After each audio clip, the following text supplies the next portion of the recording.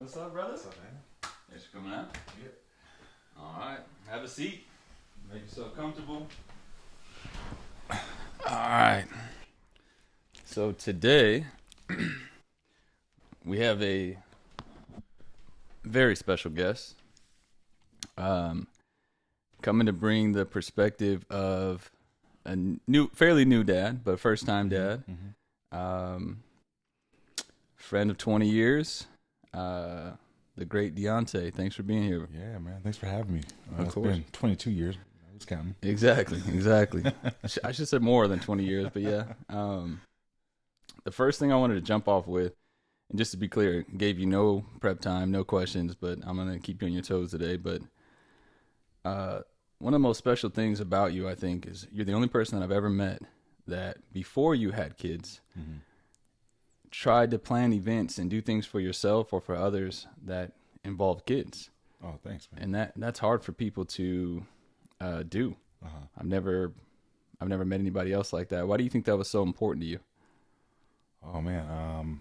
I think because, because of all of our friends and family, just always thinking about, everybody. So it's why for the camping trip before COVID, I want to have, everybody and, their families because, since I have a small family, I consider, you guys my family. So I want everybody to be there to enjoy everything. So, and I know that, all of my friends love their families. So to do those trips, it's important to have their family with them as well.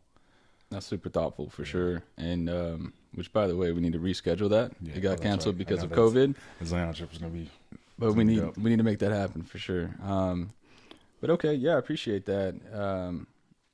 Even your birthdays, things like that, you would have instead of having a dinner or a party. A lot of times, you would have a brunch and be like, bring the kids, and that's super thoughtful. And I think a lot of that has to do with our experiences, and just the thoughtfulness of saying, hey, I'm going to set up an event where you can come, but you can bring everybody that you're comfortable with. Has been a blessing to us too. Yeah. I also think it's a little bit different because I didn't have a traditional family growing up, and we had some turmoil with my family, growing up. It was a little bit tougher for my mom to do it on her own. So, and then the environment we're in was kind of tough, but learning that and growing, and then getting to where I got when I met you, you see the family dynamic, and then you understand what you never had, and when you finally get it, you want to keep it and grow it. So that makes the family values that much more important in life, For sure. And you had that before you built, your own mini family. Like you said, we kind of have family. We're family. Yeah. But before you built your own family, you already had that instilled in you, which is important. But what else do you think, or how do you think that your upbringing that you just mentioned kind of shaped, how you are as a parent and how you want to be as a parent? I think it's when I was living with my mom, at a younger age, and when you see how tough it is for one parent to get it right, it's almost impossible. So when these single moms make it out, you're like, oh man, that's amazing. And you don't know that at the time, but in hindsight, it's that's a tough feat. So then when I saw that when somebody has both parents and how successful a family could be, it's just your mind is blown. So you want nothing but that. So again, it's a unique perspective that I was able to have, and then be able to get my family now. It's how important it is to have the communication, the teamwork, everything is the most important thing in the world, or for me it is. So that's cool. Yeah, I mean, I'd argue that it's impossible with two parents, but but it is a lot easier. And shout out to our wives for teaching us a lot, holding it down, and making this a partnership, right? Yep. But yeah, is there a particular struggle that you realized that you had in the beginning that nobody prepped you on, nobody gave you a heads up on? I know you and I talked a bunch, Yeah. I was trying to give you the little nuggets and little things here and there, but there's nothing like when you experience it. Is there anything that you can think of? You're like, man, hey, nobody give me a heads up on this. Yeah, I think the biggest thing for me was communication. I was too afraid to communicate my feelings or thoughts or wants to like anybody I even dated. So like, I think I figured that out like, mid 20s, late 30 or late 20s, mid 20s. And it wasn't until like I had a conversation with, a person that I was dating at the time. And I realized like I was just too afraid to like communicate because of what I thought would happen, what would happen if I communicated in a certain way. So I was always like really quiet. And again, it's just like upbringing. If you're not taught that, in the beginning, then to be able to voice your opinions and or what you're feeling or how you're feeling about things, it just brings a big stress on like your partner. So that's why a lot of things didn't work out, and I think that's good because what happened now is perfect. I love it. I love it. But and then like again, like getting understanding what your fault is and then fixing it. It wasn't easy. Telling people what you want and with my personality, like what you want and how you want to do things and how to communicate. It didn't come until later, but it came at the right time. So communication is something that, I guess people didn't harp on or tell you about. I guess they tell you about the kid who communicates without, the English language, right? Yeah, uh-huh. But the communication with your wife, the mom, is just as important, if not much more important. Because, I guess we don't talk about that. You say, hey, dealing with the kid. But I think as dads, we need to say, hey, a lot of times our role is to support the mom, right? Like we don't have milk to give the kids, or certain things that we can't do. Yeah. So, we kind of got to get in where we fit in. I use that a lot. Yep. And say, hey, what can I do today? And if we're not communicating, then it's makes it a little tougher on the household. Yeah, that was like another thing that I learned later in life, but this is like through the church. There was this they had this thing at the time. This it was like 2008, where it started at 5:00 in the morning, and it was how to be a better father, a better husband, and a better worker. And at the time, I didn't have any of the three. I was unemployed, and I was going to school at the time, and so I'm going to this course. It's like a 10-week course, and like in that course is not a course, but like there's hundreds of men that were there. It's all men. Oh wow!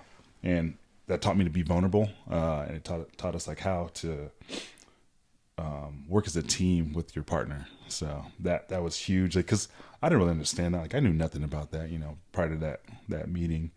But like working like with your partner as an equal as well. So that's like another huge thing. So I always, like, prior to that, I felt like, oh, the man has to do everything. Like you have to, direct it. But like after that, you learn it's working together with someone and figuring it all out. It's interesting, you or nobody's seen the first episode yet, but I was speaking with Rod, and he mentioned the word vulnerable too. Oh, gotcha. I asked him, how can you grow? Mm-hmm. And he said, you have to be vulnerable, right? Yeah. And that's something that I guess doesn't come standard. Yeah. For men, especially where we're from. Yeah. Yeah. It's the opposite, right? Yeah, It's quite the opposite. Mm-hmm. So it's something that had to be an acquired skill. We had to learn this. Yeah. And it's not easy, and we don't learn it right away, Mm-hmm. right? But the more vulnerable we can be, and the more we can have conversations like this, can lead to more growth, right? Mm-hmm. Mm-hmm. Yeah, I think another thing that you kind of mentioned, as far as like, hey, I didn't know that, is we talk about a lot how kids mimic what they see. Yeah. Right. And having good role models, good examples. If you don't have one there in front of you that can lead the way for you or show you how it's done, you're kind of navigating the world on your own in those senses. I know you've had some good role models that have stepped in throughout the years. Oh man. Yeah.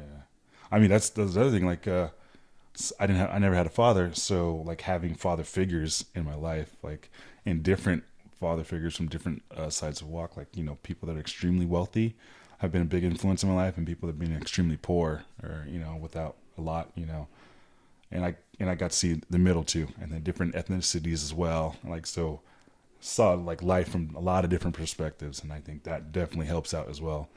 One thing that's also unique about you as well is, I think this has to do with the fact that we went to a lot of different places. We're around a lot of diversity. Oh, yeah, that's true. Went to a lot of different schools. You were the only person that I knew in high school or any place that I went to that wanted to hang out with everybody. Oh, yeah. So I know you remember, like me and you, everybody else was in their little cliques. Me and you would walk around and talk to everybody. Yep. And for me, I knew it was because I had been exposed to all different cultures and everything, because I went to 13 different schools in 12 years, right? I don't know your situation, but I know you moved around a ton. Yeah, very similar. I think elementary was like, I don't remember the number right now, and I barely remember the schools I went to, but I think I went to like 8 or 9 different elementary schools, like all out in the IE. So, and then one middle school, Bloomington Middle School, was big highlight in my life. I love that those 2 years, and then like San Bernardino High School, then Bloomington High School, then San Dimas, then Chino, then back to San Dimas. Like, yeah, I wouldn't say like maybe 12 or 13 as well. So. Yeah, I mean, you and I famously went back to San Dimas High on the same day after both leaving San Dimas High. Oh, that's right, yeah. And then coming back, and then the proctors were like, "You guys can't be on campus." We're like, "Yeah, we are. We checked ourselves back in." Yeah, that's big for me too. Is like you chase what you don't have, right? And I was blessed to have a good upbringing, but one thing I didn't have was stability, and so. That's why I kind of asked about, hey, how did your upbringing shape how you want to be as a dad? Because I know, Cameron's still really young, but 10 months now, right? 10.5 months. Nice. But for me, like one of the biggest things is having stability. Like to me, it meant everything to live in this community, because they were going to build a school that was walking distance, where I was driving 40 minutes sometimes to get to school because I was at my dad's house or my mom's house or whatever it may be. And then I moved school so much, like I'm like, we need to find a place and we need to stay here. Whereas other people are more okay with like, oh, it's okay, we'll move, you'll adjust. I did it so many times, even though there's a lot of pros that came from it. I feel like it helped make me who I am, but for some reason, something inside of me does not want that from my kids. How do you feel about that aspect as far as like stability? What are you looking at for the future? Yeah, it's same thing. Like I want to be like an environment where like my kid has the best chance for success. So, right now I'm in Orange County, the most expensive place on the planet, and we're trying to find a home. Absolutely.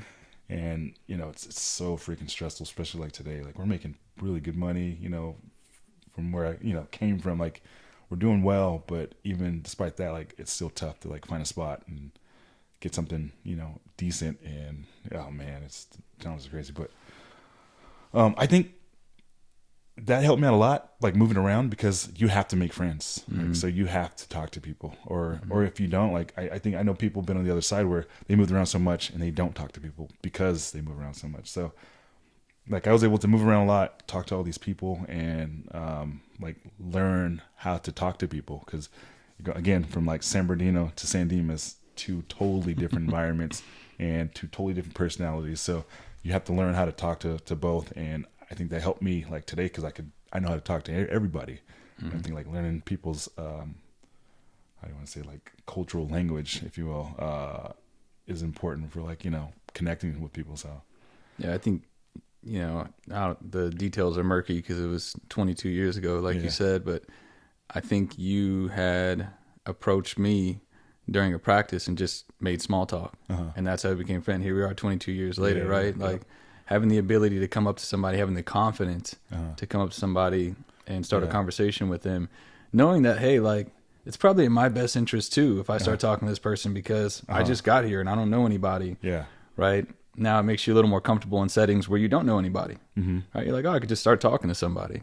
And that's a skill. That's an asset that we have. And you can look at cons and all that stuff all day, but there's a lot of pros. And I think that it made us who we are, in a sense, where we're that type of people. We're the include everybody type people. Bring your family, bring your friends, because we're looking for that community, right? Yeah. It's like the more the merrier, right? Yeah, for sure. Yeah. So the sidebar. So trying to get into, or when we're getting married, like the guest list, and of course I want to invite everybody, like all my friends. And like I think we want to do 100 people, or my wife wanted to do 100 people. I want to do like 200. And like when I had my list, it was like 120 people, and then like she had like her family and close friends, and she had like probably like 40 or 50 people. She's like, you got to cut that down. And that was tough. I was like, oh, These people are gonna hate me. This person's gonna hate me. That's the hardest thing to do, man. Then you put all this stress on yourselves, and after it's done, you're like, it's not that serious. And when you're there, like when you're making the list, you know, it's the most stressful thing ever. But then when you get there, you're like, oh man, like you're like, oh, everybody. Like if somebody said, hey, my 30 friends are outside, you'd be like, yeah, bring them in. Like it doesn't matter, but you put that stress on yourself. But yours was, you know, even more so probably too, because you had a destination wedding. Yeah, right? yeah. So the good thing on your wife's side is, hey, you know, some people probably couldn't make it, so that trimmed it down a little bit, right? Yeah, but like, and then that was the other thing, just like it was a blessing in disguise, because I've been to weddings where like there's a couple hundred people, and like, you know, when there's one night, so selfishly we decided we want to do a destination wedding so we could spend more time with people, because that's both of our love languages, quality, you know, time. So spending quality time with like all of our closest friends and family, you know, for our wedding was like so amazing. Like had like the time of my life, you know. I had a blast. Yeah. Just for the record. Yeah. So like not having that many people too. So like you're not like constantly bouncing around. You get to spend more quality time with like the individuals. Is like so much better. So yeah, no, it was nice. It was nice to it was like a cruise feel. And I know we've been on some cruises, but like you just see people. Like just because you're in the same space, you're on the same resort, like yeah. I might be going to breakfast and run into you. What's up, man? You want to, you know, and that, you know, hey, we booked reservations. You want to pop in on that? I think we actually did that. And, that was a special feel for sure. Yeah. Definitely. Yeah. And I don't know if we want to talk about your 22-day bachelor party in New York, but oh yeah, we'll probably save that for another pod. Yeah. But, the craziest, wildest party ever, you know. It's not really, but yeah, back to your little guy, who's not that little actually. Yeah. What do you think? It's funny for me too. Another perspective is, you know, we're basketball players, right? You more so than me. I mean, you've kept it going, you know, and are committed to it. It's so funny for me, you know, I have my son and everybody was coming out the woodworks like, oh man, he's going to be this, he's going to be that. Like, and I was like, yeah, we'll see, you know? And then he picks the sport that I know nothing about, never seen anything on. And, very interesting. Yeah. Right. And I love it. Right. Like it just, I get to watch the game in a different way. If I was watching him play basketball, I'd be like, man, he should have did this, should have did that. He could have cut here. Yeah. I don't even know what I'm looking at when I watch him a lot of times. And it makes it more special for me. Have you ever, and I know you have, so I'm not even going to ask, have you ever, but what have you thought about as far as like sports in Cameron? Yeah. So, man, of course you're like, oh man, I want my kid to play basketball. Like, but for me, I'm like, I just want him to make it to like a college, like play basketball in college. But if he doesn't, he doesn't. But like, that's my dream, you know. But of course, like if he made it to the NBA, you know, it'd be even better. But I'm not trying to put that pressure on anybody, even myself, you know.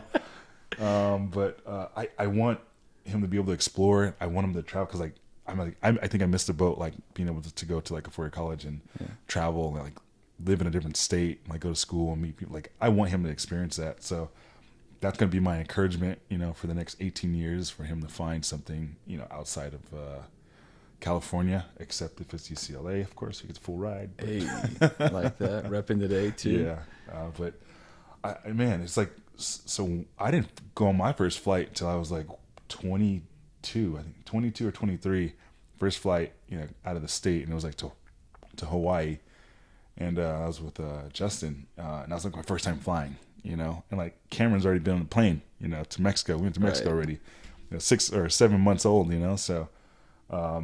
Having that explorer aspect, like that I never had, because I think that expands your brain, and like the more you see, you know, outside of this small box, it's gonna help him be more successful, you know. So yeah, that's what I want from him. But sports wise, basketball, but I want him to try everything too. The football is gonna be out of question. My wife is totally against it, and I'm on her side with it, you know. You know what's funny with that too, like. You know, my wife and I watched Concussion, and then we're like, okay, like we're having a legit conversation now. If our kids want to play football, are we going to allow them to? And it was real too, because Jay was just born, and then we came to the agreement like, no, we're not. Well, then he somehow picks hockey, which is the next closest thing. Like, it's not too far off. There's just as many concussions, no teeth. Yeah. Like, but now we're in it, you know. Yep. I guess we're just trying to be as safe as possible. But you know, the beauty for me is a lot of the things that I did were picked for me, whereas this is what he picked. He really loves it, right? Yeah. And I think he's going to be better at it. It's like they say, do what you love, right? If you love it, you're going to be really good at it. I think he's going to be better at it, and it can lead to more success, more traveling, you know. That's what for me, my goal was, I knew I wasn't ever going to make it to the NBA, something like that. I just didn't have the physical tools to do that.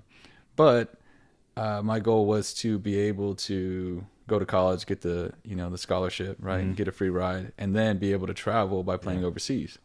So that's always an option too. I mean, you want to talk about seeing the world. Yeah. But yeah, it's really cool to look back and say, hey, I didn't get on a plane until I was 22, 23. Yeah. And he's like 22 weeks old, and and he's already on. Like we said that, like Jay went to Hawaii before he was even born, right? When he was still in his mom's stomach. Yeah. And we're like, this is crazy. Like it's really cool to see the progression, and not on, you know, some, oh, look at this, look at that. It's just that's what we work for. I mean, that's another question that I have for you is like, you know, once you have a kid, it changes your priorities, it changes your values, it changes your schedule, it changes your entire probably makeup. Don't forget sleep. Change Yeah. sleep. And that's part of the makeup because you're exhausted 24/7. What are some things that you think have changed about you, even coming from a person like you who had that family, you know, vibe already to you? Yeah. It's different when you have your kid. What do you think has changed about you overall? Before I hit that question, I want to go back to the previous one about the sport. Like, oh yeah, I just want to mention, like, you know, I didn't want to pigeonhole him to like just playing like sport, and that's the most important thing, because he could be a politician, or, you know, that's where all the devils play. But, you know, I was gonna say nah, or I mean anything, you know, own property or be like real. I don't know, like. The options are endless, but I want him to be able to explore and find his love. Like, it doesn't need to be sport, but I think sport's important to be able to play with other people, doing something together, like to collectively to accomplish a goal. So I think it's important to learn that along the way. But thank you for correcting me on that. That's a big thing. I come from a family, or at least one side of it, that's all we know, and a lot of times, especially in our culture, that's looked at as like the only way out, you know? Yeah. And there's a bunch of different ways, and it's our job to teach our kids that, hey, there's different ways to be successful. Yeah.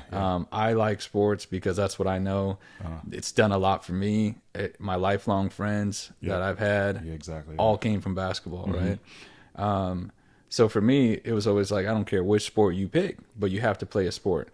But that doesn't mean that has to be their passion, right? So if they come out liking whatever they like, we can support them in that as well. But, you know, I had to get the basketball question off. Yeah, definitely. And then like even like his uncle, my brother-in-law, like, I think he's like literally like the smartest person on the planet. Like, guy's brilliant. And like, so like, you know, having like my son, like, he'll go hang out with him, and maybe like, he picks something up from him, like on some guidance on like what to do. Like, you know, I'm like, or maybe he hangs out with you, he wants to be a DJ. I don't know. You know, so like, the options are endless, you know. So I'm like always like, oh man, I want him to explore everything, because like I didn't get this chance. Like, you know, like where I come from, like you're in the small box, or I feel like you're in this box, and like you don't know what's outside the box until you move outside the box, and getting outside of it, you're just like, whoa, your eyes open. So his eyes being open at this age, you know, this is so early on, and being aware of that too is like, I don't think I showed you, and we'll get back to the other question, but I like where you took it. But I don't think I showed you the logo yet. I don't know if I have. For the podcast. Okay. Well, Rod was pointing out yesterday how, when we did the first episode, how his interpretation of it was, it's a tree, but it's in a box, but it's kind of going outside the leaves. And it was like, it's growing outside of the box, because we have these ideas and all these restrictions on us. Right. But if you're open and you're vulnerable, there's areas for you to grow. And I'm glad that you mentioned that, because there's like a window that you can see through. But the window can be much bigger with experiences, with vulnerability, with these conversations, with meeting new people, and that skill that you have that we talked about before has got you into different places, right? And you said you've seen different types of families and different types of situations, and lived with different families and different types of situations too. So but if you can circle back now to that second part, how do you think just being a dad has just changed you? Oh yeah, man. So, like I think the first 2 weeks when we had Cameron, it was like the hardest, point, because you're like, this kid's not looking at me, he's not smiling. You're like, he's just shitting all over the place, and he just sleeps and eats. That's it. And like, part of me was like, man, like, what is this? Like, is this what it's supposed to be? And then it wasn't until I got like the first smile, and I was like, did he just smile? Like, and it was when I was feeding him, I was like, did he just look at me and smile? And then like, I think right then is like where you feel the heart change, and you love something more than you ever loved anything. I was like, how could you love even more? So it's crazy. And then so one of my childhood best friends, I just reconnected with his parents, or everybody in their family, a couple years ago, and we saw them a couple weeks ago. And his dad, his name was Mike, and he was telling me that he's like, the way that you love this kid now, when he has kids, you're going to have even greater love. He goes, so wait until you become a grandparent. Then it gets even crazier. And I was like, more love? That's crazy. Like, how can you get It's more? impossible. Yeah, my mom says that the wonder of being a grandparent is she had always, prayed, like, I just want to hold them one more time. I just want to like squeeze them. I just want to talk to them. I just want to, and then when you have a grandkid, it's like your kid all over again. Yeah. Right. And like Jay is a carbon copy of me. Right? He's exactly like me, looks like me, acts like me, thinks like me. Yeah. No, Jay's a little bit better looking. He is a little bit better looking, but thanks to his mom. But she gets that again. So it was the idea of, oh man, I'm never gonna get that again. And then all of a sudden, oh wow. And then it's like we're growing every day, right? We're learning, we're getting better, we're getting more experience. Now imagine how we're going to look at kids or our loved ones, 30 years from now, 20 years from now, right? Yeah. Like we're going to be so much better. We're going to be able to receive love and give love so much easier, so much better. And I think that's another part of it too, is you have clearer eyes, clearer vision when you're a grandparent, and you already did it, and they're not your responsibility. Yeah. So you don't got to get up every day and deal with all the nonsense or the attitudes or anything like that. You just get to come and be like, hey, what's up? Here's some candy, Yeah, no, I feel that for sure. But I always, I learned from a coworker of mine. He was having his first time having a baby too. Yeah. And, everybody's telling him stuff. And I kind of asked him a similar question. And he's like, you know what no one tells you? He said, it's hard. Yeah. He's like, everyone says, oh, it's going to be the greatest thing ever. It's going to change you. You're going to be a better person. And, all these other things. And he's like, nobody tells you you're going to be miserable. It's going to be hard. You're not going to get any sleep. They're going to push you to your limits. It's going to make it harder on you and your wife because you're struggling. Everybody's sleep deprived, Yeah. And so now I make it a point to say that if there's a new dad, I'm like, hey, this is what I learned from somebody else. Like, we have to warn each other. Yeah. Like, you can't just come in and give one side of the story, right? And so what I say now is, hey, in the beginning, you're a servant. Yeah. You're a servant to your kid. You're a servant to your wife. So true. You're just a servant. You don't get paid for it. Man. There's nothing that you get back in return. It's not until they start, giving you that smile, and wait till they start talking. Yeah. Oh my gosh. Yeah. I mean, when those first words come out, that, that first little daddy or whatever it is, or a sentence, then it's even, now you're always indebted. You're like, before it was like, man, I've been doing everything. Now you're like, oh man, that one little, smile, that one nice thing you said, or I love you, Dad. Like, there's no amount of work that you can do that's going to make it where you feel like it's equal. Yeah. Definitely. It changes things. Yep. Definitely. Yeah. I mean, like, one of the things like we did, like, again, like, it's communication. So, luckily a lot of our friends have had children before us. So like, we're like on the backside of it. So we got a lot of like good advice. And, one of the things that we came up with was like just communicating and then planning on what we're going to do. So you make a plan, and of course, like, nothing goes to plan. So like, as you're refining that plan, like, that's what helped us out. And I knew that like we'd be sleep deprived, so we came up with a plan to like have shifts, so that way she can get a full 8 hours of sleep, I can get a full 8 hours of sleep, and I think that's what made us super successful in the beginning because we weren't as tired as most new parents would be. So that was like a little cheat code. No, I like that. Yeah, what Marianne and I did was I went back to work much sooner, right? And so the agreement was, because I'm working and I got to get up and be gone for a full shift, she's going to take the kids in the night.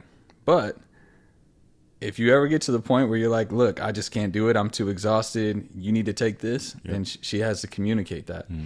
And so what I learned from that is that's a good plan in theory, but you may not be at your best to give your best communication when you're exhausted. So even though we laid that plan out, it was like, no, I still have to go in and recognize that, man, she had a real rough day with the kid. Like tonight's my night. You know, I got to take the monitor and put it on my side today, and try to do better at it. But a lot of people do the shifts. We did that. And then if I was ever home, like when I took my time, I always had it because I didn't get that. I didn't get to, wake up with the kids or whatever it is, or wake up through the night. And to me, that was like something I was kind of excited for. It was like, when you have shifts, and that's one thing, like you get your time, but you also get your break from it, and that's nice. But for me, it's a little bit different. The layout was different. So I was like, oh, this is my 2 weeks. Like, I'm getting up in the middle of the night. If I need to sleep in the day with them, I can do that. And it was exciting for me for sure. Yeah, like so we're covering I would cover, since I started work early, I would cover up till 2 a.m. and then after 2 a.m. she would cover. So if he woke up in the middle of the night, after he got a little bit older, then she would go get him. So there was a couple times where like he would wake up at like 2:15, and I'm like, yes. Roll back over and go to sleep. Yeah, but there was times also where he woke up like, at 1:50, and it's like, here you go get right, him. 1:50. Damn it. Yeah. You get some good sleep, you got to wake up, and then our kid sleeps in another room. So like that was another thing too. I was like, right off the bat, when we got home first night, I was like, he has to go in another room, like just separate. So that was just us. That's what we wanted to do, and it worked out. And now like he sleeps through the night, and it's great. He wakes up at like 6 o'clock though in the morning. But he goes, well, you wake up at 2 a.m. That's no big deal for you. but he goes to sleep like at 7. So get some quality time after. Get to hang out, talk. And right now, like our talks right now is like, okay, let's do some house hunting for like 30 minutes because it's really stressful when you're looking for homes and they're so freaking expensive, and you don't want to go to sleep all angry. Stop looking in the OC. That's the only way you won't be as angry. Yeah, man, it's nuts. Like, I didn't tell you. We actually went to go search for a house in Corona. Oh, nice. And that was well under our budget, and it's really nice, good size. It was like 1,900 square feet. Nice. Like nice little backyard. I would say like the same size as yours, and brand new community. But the transit time, like for my wife, it would be like hour and a half each way. Jeez. So like that alone, like we can't do it. And then we were pulled away from her family, like her family, like her mom and dad, like they're such a big help. And that's another thing too, having a lot of people to support, you taking care of a kid that's crucial. You can't do it by yourself. Can't do it with just the two parents. Like you need all the support possible. Then I got like Kathy and Richard, like they help out too, like my other parents, Yeah, so, shout out to them too. Yeah, so got a lot of support, a lot of help. Everyone always reaches out like, hey, if you need us, let us know. We'll come babysit. You guys get out, go for date night. So we have plenty of that. So to move away and be that far away from all that support just won't work. I want to highlight what you said too. Like you have all this support. Yeah. How much of the support that's offered are you actually taking? I would say a good amount because like last night. So my wife just started a new gig, a new startup company, and we went out to dinner with her team. Let's hear about that real quick. Yes. Can you plug that? Yeah. So my wife's starting so she's in design, interior design, and she just finished up her last 2 weeks at her old company, and then tonight was just like a hello dinner, with her new partner. Well, I don't know if she's a partner. I guess she's number 2. In the startup, but there's an owner, and there's a lady that's running it, and then Natalie's along for that just to help guide. Yeah, so I don't even know her official title. I want to say she's like director of interior design, but I could be Big wrong. boss lady. But yeah, so she set that up. We went out last night for dinner just to like meet them, and as their spouses as well. So just like kind of had like a little powwow, had a couple drinks. But we had the family over, or her parents come over and watch Cameron. So we were able to get out at like 6:00. They were able to put him down. They stayed at our house. We came back at like 9 and then or 9:30, and then they went home. Like, To all the grandparents out there, that is the best type of help, is when they come to your house, right? Because then the baby stays in their setting, and they're gonna go to sleep super early, so you can chill. And it's like all expenses paid hotel. Come in, you can eat the food out the fridge, but the kid sleeping in their bed, the night goes so much better, the day goes so much better, everything does. But yeah, I mean, I asked that question because I feel like a lot of times, I don't know if just as humans or what, or I want us to stop thinking about our kids as a burden to the world, right? Like, a lot of people, like my mom will have to tell me, I love seeing the kids. Like, what do you mean? Like, oh, I'm sorry. Like, no, anytime, you know what I mean? But you're like, oh, no. Yeah. And then my friends will say, well, if you ever need something, or the neighbors or whatever, and then you never ask for it, right? You'll stress yourself out, go to level 10 stress to not receive the help that someone's like more than willing to give, right? And we see that, or we experience that, where I think one of the biggest ways to see how close your relationship is if you are willing to ask for help, right? Like, and I will call you and be like, hey man, I need, this or that and the other, because we have that relationship. But even with kids, like, we haven't, you know what I mean? We haven't had that, like, hey, watch the kids or whatever it may be. But we need to make that more okay, I guess, and be more willing to accept that. And like, when I tell people, like, hey, if you need a night, bring them down to the zoo. It's already a zoo in here anyways. We might as well add another, a couple more people. And I really mean that. And I want more people to take us up on that, and vice versa. Like, we have to have the community. And no matter where you live, even if you move away, the community will still be there for you. It might be harder for them to get there, right? But the community will still be there, because it's not about where you're at. It's about who you are and wherever you place your family, right? And everyone wants to be where that is, because that's where the love and everything else is. Yeah, big time, man.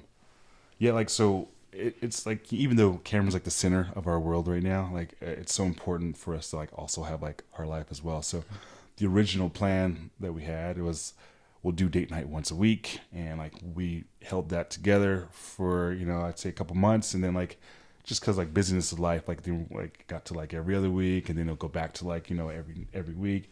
Then it'll be like then it'll be like 3 weeks, and until we have our own date night. But we made sure like we communicated about that. Or so I would say recently, Natalie's been the one that's like, hey, we need a date night. So then her parents will come over, watch the kid, and we'll go out.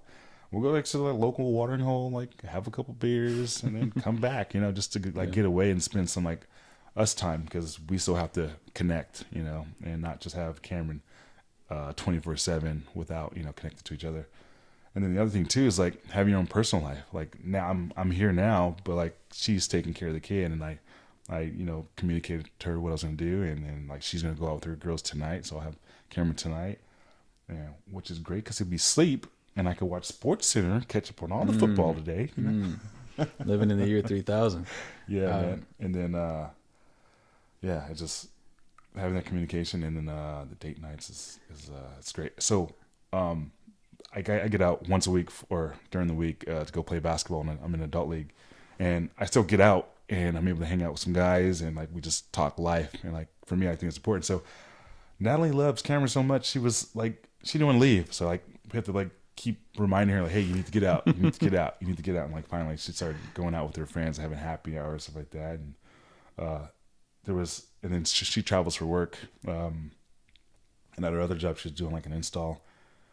I'm like segueing into this, like rabbit hole or rabbit trail anyways. But one thing that happened was she went on this trip, and like she told me, hey, because Cameron was sick, she said, hey, you should take emergency. And I'm like, this baby's not going to get me sick, because I'm too smart, obviously. And then a couple days later, I'm sick, like as sick as I've been in a long time. And then she's out of town, and then I take off work, and then he can't go to daycare because he's sick. So taking care of a sick baby while you're sick is Oh my probably gosh. the worst thing on the planet. Oh my gosh. Because you can't sleep. No. You can't rest. I was sick the other day, and I got Jay. Well, Nayeli got me sick. I got Jay sick, and then if he gets up in the middle of the night because he's sick, and I feel like it was my fault anyways. Like this is my responsibility because I got him here. Woke me up like 1 a.m. or something, and I can't breathe. So you can't go back to sleep because you're all jacked up, but he's knocked out on your arm, so you can't move, you can't breathe, you're just sitting there wasting your life away, right? And then at some point I go, I can't go to sleep. I'm just gonna get up and go do whatever. I can't remember what I was doing. Yeah. Watching Netflix, whatever, just biding my time before I can go to work. Like, yeah, I've been up since 1:30. Go work a full shift. Like, that's what parenting is now. And I think that's a big difference. You know, one of the things we touched on in the first episode was the difference between the last generation and the generation before and the generation before that and us now. We're like, the responsibility before was like, hey, you're the worker. Everybody else has to, you bring home the bacon, everybody else has to accommodate to you, right? Make sure you can do that because that's your role. Where it's like, now the role is both. Like, you have to do that, and then you got to go work. Yeah. And then you got to come home, and you got to be on until they go to sleep. And if they want to go sleep late that night, you may not get no sleep that night too. And then you got to go back and work again, you know? And that's a struggle for sure. Yeah, like so when we had Cameron, I transitioned to a new job. So same field, but in a different company, and I don't recommend that to anybody because you know your craft. No matter what you're doing, like if you've done something for 12 years and you're going to a new company, like you know what to do, but like you have to learn a new culture, a new system, A new way to do it. Yeah, how to communicate, and all these people are different, so you have to communicate differently. So the stress was like, I'm learning something new, but like the volume is still the same. So I still have to put in the time, and like I'm stressing out because I want to get home to see my kid before he has to go to sleep, because like that's the center of my world now. So I'm starting this new job, and it's like so stressful. And then like I'm trying to like get things done fast so I can get out, but nothing's done fast. It's a big company. That's a man. And you're new. So you're not, like you said, you may have all the skills in the world, but you're learning a way to do it now. With a different company, you're working with new people. You don't know all the ins and outs that you knew at your last job, and so you're trying to be fast to get home, and that puts more pressure on you. So now you're probably not doing your best, right? And all these adjustments, and there's no new work like being a new parent, right? So even that, it's not like you come home and you're like, oh, this is the easy part. Like, no, that's really challenging too. And that's a big part of this struggle. That's a big reason why I started the podcast, because you talk, I'm fortunate. I'm really blessed to have people like you that I've known for 20 plus years that I could say whatever to. Me and you have had all kind of conversations, right? So, and then we're, there's no love lost between us. We go back and keep it pushing. But when I have these conversations, like, people are like, yeah, I feel exactly the same way. Like, yeah. And I feel like we all do. And you think that, no, this is unique or whatever, or maybe I'm just like, no, like everybody feels this way. We need to communicate this. We need to normalize it, I guess, that, hey, yeah, it's hard. It's tough. It's the greatest blessing you'll ever have. And what everyone says about it is true. But there's this other side of it too, that we need help navigating it. And one of the things that I saw recently was, it was a young dad, trying to talk to his dad, vent to him about something and saying, hey, this is really a struggle. And the dad was like, well, I can't help you with that because I never did that. Your mom took care of that. Right. And so like, okay, well, we don't have a system set up for us to have these conversations and be like, oh man, you know what happened today? You know what Cameron did today? And maybe like, oh yeah, I mean, I'm familiar, and kind of have that conversation. And that's what this is about. One of the main reasons why you had to be one of the first guests is because we literally meet up, and the entire reason for the meeting is growth. Right. And so we will put it on our calendar. We'll make it happen. It's been harder since you had kids. Yeah, man. But we make it happen. And literally the entire conversation is growth. And I'm grateful for that. That was your idea. And then I'm also grateful. You're like, hey man, you got kids before you had yours. You're like, I'll come down to you, man. That means so much because that extra 30 minutes or 45 minutes is time that I could have been with the kid, right? And so just always being thoughtful like that. I appreciate you for that. You're doing a great job as a parent. You're not even as relatable as you could be just because you seem like you got it together. Thanks. Thanks, man. But yeah, you guys are doing great. I would say like even like my wife, like she's selfless as well. Like, you know, so she knows that like for work, she was working from home majority of the time. So on the weekends, she wants to get out of the house. But like for me, I'm always out, so I want to be at the house. That's exactly us. So she's so like considerate and like she understands that. So like even like on a Sunday, she's like, "Hey, I'm gonna take Cameron over to the grandparents' house. Like you could just chill at the house." Oh, that's like, cool. I'm like, "Oh, nice! I could just like relax for like a good 3 to 5 hours. That's nice." So you know. And I always like when she leaves. Again, this goes back to me like being like make sure everyone's happy, make sure the house is clean, dishes are put away. But it's therapeutic because you can't get that done when you have everybody there, and you feel like I have to give time to them, or I got to do this, or I got to help with that. But when no one's there, you don't mind cleaning at all. It's like, hey, this is fun. You get to put on, like, especially me when you got kids a little older. You may or everybody's different, but I don't play music with foul language with the little ones. Well, 90% of the music that I listen to, they don't even make clean versions of it. So that's my most exciting part when I'm solo. Is like, man, I'm about to bump some West Coast, whatever, you know. That to me is the biggest blessing. And when I do that and I got music on and I'm feeling good, then I'm gonna do some stuff around here and flip that appreciation, that thoughtfulness that she gave you. I'm gonna flip it right back at you. You're gonna come home to a clean space, right? Yep. And I like that. Like, yeah, you take care of me, I gotta take care of you. If she took off and I'm sitting there at the house for 5 hours, she gets back and like the house is exactly the same. There's toys everywhere. Then like, what does that do to her? Like she gets back and like now she has to clean all that stuff up. Like that's not fair. You know? For sure. Like, oh, you gave me some time so I could just like relax and enjoy the house. Like, you know, it's great. So I gotta reward you for rewarding me. You know? Yeah, for sure. Yeah. Even though she's not asking me to do that, but it's like I want to do that because I want her to be happy. You know? So, absolutely, man. Yeah. I think at this stage, again, I just want to thank you for coming out. Hope you had a good time. Yeah, I had a good time. Always. Yeah, we'll do this again. I'm like, it's over. Right. We can keep the growth coming, you know. And I think, I guess what I'll tell you as someone who is very selfless is, don't ever hesitate to reach out and, get that help from people because we're all in your corner. You said we're your family, right? So, you're ours as well. And I guess one of the things that I picked up from you today is, man, that this house stuff is weighing on you. And so when we have our conversations, we were supposed to meet up about that once upon a time. We were until the kick in. So. It changes everything, right? But we'll make sure we do that. But I really appreciate you being on, man. Thank you. Thanks, man. Appreciate it. All right. Oh man, thank you. It was easy. Yeah, right.